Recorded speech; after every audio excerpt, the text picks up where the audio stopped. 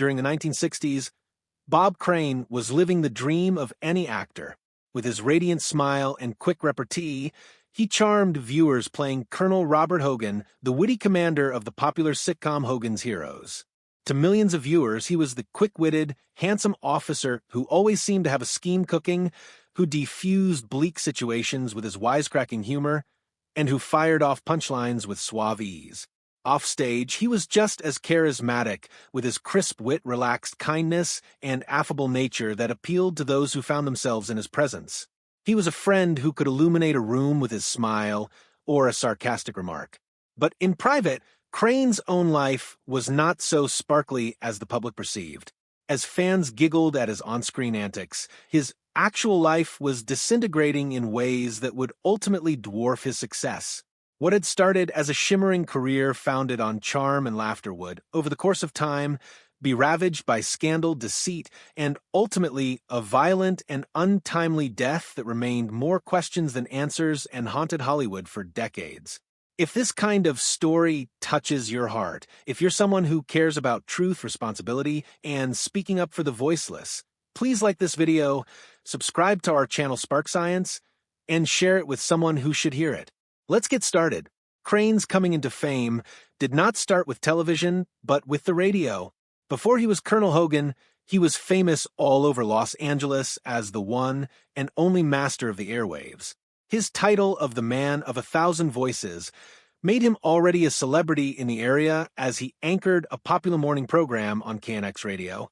His improvisational skill, unparalleled wordplay, and innate self-assurance enabled him to trade witty remarks with superstars with ease. Celebrities like Marilyn Monroe, Bob Hope, and Charlton Heston were enchanted by his humor, while the listeners felt as if they were privy to confidential conversations with the stars. Even Walt Disney himself was said to have referred to him as the fastest wit in the West. In a business where timing is everything and charisma is a must, Crane possessed both in spades. His success on radio inevitably bred opportunities for television, and it wasn't long before Hollywood called. In 1961, still establishing himself on radio, Crane opened his program to legendary television writer Carl Reiner. The encounter became an unplanned opportunity when Reiner offered him a guest spot later on The Dick Van Dyke Show as a philandering husband. The minor role proved to be the turning point, leading the way to new doors and changing the direction of his career from radio broadcasts to TV screens throughout America. Crane soon found himself in a recurring role as a cheerful dentist on The Donna Reed Show, where his own sense of comedic timing and clean-cut charm captured audiences and producers alike. But it was 1965 when his life irrevocably changed. That year, Crane's agent showed him a script for a new show called Hogans Heroes. Initially, Crane misinterpreted it as a war film.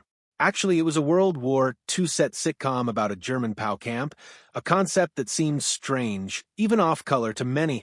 But when Crane took over playing Colonel Hogan, the suave, wry, and ingenious leader of Allied POWs, always staying one step ahead of their hapless captors, viewers were instantly enthralled. Despite all predictions to the contrary, Hogan's Heroes was a huge hit. The series was on the air for 6 years, from 1965 to 1971, and made Crane one of television's hottest stars. He received 2 Emmy nominations, and his face was plastered on billboards, lunchboxes, and magazines nationwide. He was a household name, and people revered him for playing the type of hero who never sweated during intense situations, a man who always had an answer at hand. But beneath that flawless facade, things started cracking. Even at the pinnacle of his popularity, all around him realized that Crane's private life was getting tighter and tighter. His taste for adventure was increasing, and off-camera he was behaving in a way that suggested greater compulsions. But to everyone, at least for the time being, the world continued to witness only guffaws and charm. No one could notice the birth of a double life. By the mid-1960s, Crane's interest in photography was gradually becoming more personal, even disturbing. Initially, he was just playing around with cameras, taking portraits, and testing out new video gear. But over time, the pastime became an addiction. His meeting with John Henry Carpenter, a Sony video equipment salesman, was the tipping point. Carpenter, who was plugged into the Hollywood scene, not only delivered Crane the new gadgets, but was also his constant buddy. They traveled together, hit nightclubs and bars, and used Crane's fame to attract women into their lives. Carpenter would assist in setting up recording gear, and the next thing Crane knew, filming sexually explicit encounters became a staple of his personal life. This new lifestyle came at a price. Crane's attention turned away from his professional life, and co-workers observed his growing distraction. What had started out as a successful path in Hollywood started to falter. His first marriage with his high school sweetheart and Tertian, whom he had 3 children with, dissolved after more than 2 decades. The pressure of his hidden vices and the increasing fixation on taping drained heavily on the couple. He subsequently wed Patricia Olson, more famous among Hogans Heroes fans as actress Sigrid Valdis, but the same problems continued. Even on professional sets, like when working on Disney's wholesome 1973 film Superdad, Crane's on-set behavior was a concern to executives. His reputation was starting to tarnish, and rumors about his personal life flowed quietly through Hollywood. By the late 1970s, Crane was no longer the TV star he once was. Although still a household name, the roles that had once come easily dried up. He turned more toward stage productions, working steadily in dinner theaters and regional plays. In public, he was intent upon remaking his life and career, but in private he told friends that he wanted to move on, leave Carpenter behind, and start fresh. Alas, he would never have the opportunity. In June of 1978, Crane was in Scottsdale, Arizona, acting in a stage comedy titled Beginner's Luck at the Windmill Dinner Theater. Only 2 weeks short of his 50th birthday, he seemed set to change. Friends remembered him talking of divorcing Patricia and breaking with Carpenter. He yearned for a new beginning. But on June 29th, disaster was to strike. Having failed to meet her for lunch, his co-star Victoria Barry had gone to visit him at his apartment. She entered to find Crane dead in bed, brutally beaten. His wounds were serious, and his detectives thought the killer could have used a camera tripod as the weapon. There was an electrical cord beside him, but it was not what killed him. What confounded investigators was that there was so little disruption. Nothing was taken, and there was no indication of forced entry. His killer was either someone Crane trusted to come in, or someone who crept in while he was sleeping. Suspicion fast accrued towards John Carpenter. He had arrived in Phoenix only a few days before, and was found with Crane the evening of his death. There were reports that they had even listened to some of their tapes together. Carpenter said he departed afterwards for his motel, but witnesses later disputed his schedule. To add to the suspicion, his rental car had smears of blood that were of Crane's type. But in 1978, DNA analysis had not yet been invented, and blood typing alone was not enough to establish guilt. Without an identifiable weapon and a muddled crime scene, prosecutors refused to bring charges. The case stalled, hanging in the margins of Hollywood's collective unconscious. For more than a decade, the question of who murdered Bob Crane went unanswered.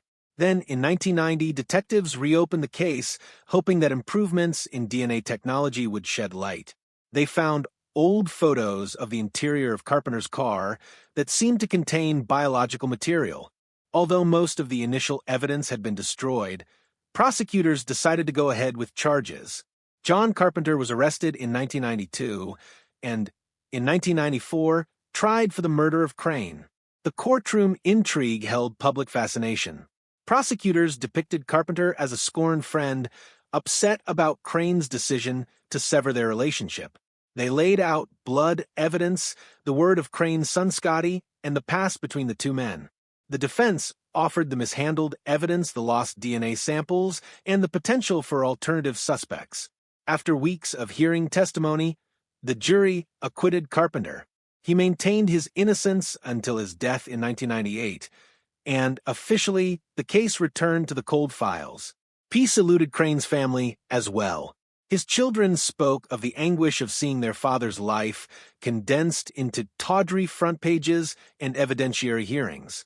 Rather than his decades of service as an innovating radio personality and Emmy Award-nominated thespian, The press fixated on the lurid details of his personal life.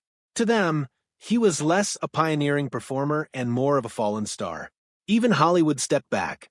Though his 1978 funeral attracted about 200 mourners, including celebrities such as Patty Duke and Carol O'Connor, reruns of Hogan's Heroes dropped, and Crane's name was hardly celebrated.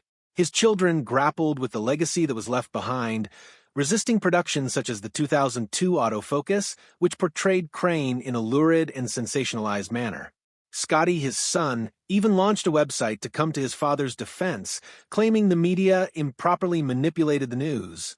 In subsequent years, there were new attempts at re-examining the evidence. In